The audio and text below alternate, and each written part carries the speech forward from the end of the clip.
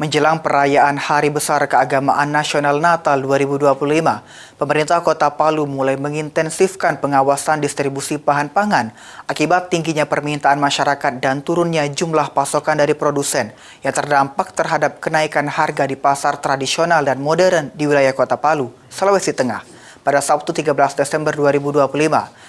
Berdasarkan pemantauan Dinas Perindustrian dan Perdagangan Kota Palu, tingginya permintaan konsumen tidak hanya dari masyarakat yang akan merayakan Natal dan Tahun Baru 2025-2026, melainkan juga datang dari dapur-dapur Satuan Pelayanan Pemenuhan Gizi untuk pelaksanaan program makan bergizi gratis.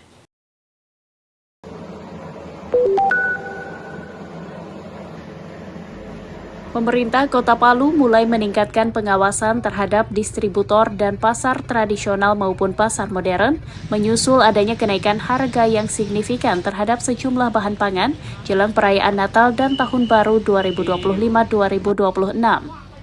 Kepala Dinas Perindustrian dan Perdagangan Kota Palu Zulkifli menyebut salah satu bentuk pengawasan yang dilakukan adalah mengunjungi gudang-gudang milik distributor, serta sidak ke sejumlah pasar di wilayah tersebut.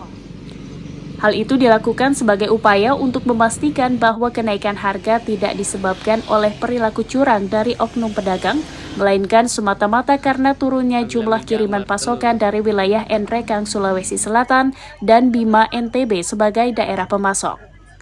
Selain itu, tingginya permintaan dari Satuan Pelayanan Pemenuhan Gizi SPPG atau Dapur Program Makan Bergizi Gratis NPG turut mempengaruhi kenaikan harga pangan tersebut. Contoh seperti bawang merah.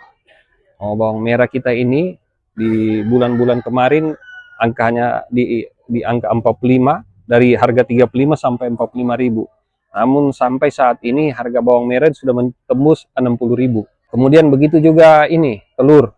Ya, telur ini diakibatkan oleh permintaan juga cukup besar. Ya, terutama di dapur-dapur NBG. Ya, sehingga telur-telur di pasar ini karena permintaan juga mulai merangkak naik. Sementara stok bahan pangan lainnya seperti beras dinilai masih cukup untuk memenuhi kebutuhan masyarakat hingga akhir tahun. Namun demikian, pemerintah daerah tetap mewaspadai potensi kenaikan harga, utamanya pada komoditas cabai jarum yang sering mengalami lonjakan harga di akhir tahun. Dari Palu, Sulawesi Tengah, Muhammad Isfaldi, Kantor Berita Antara mewartakan.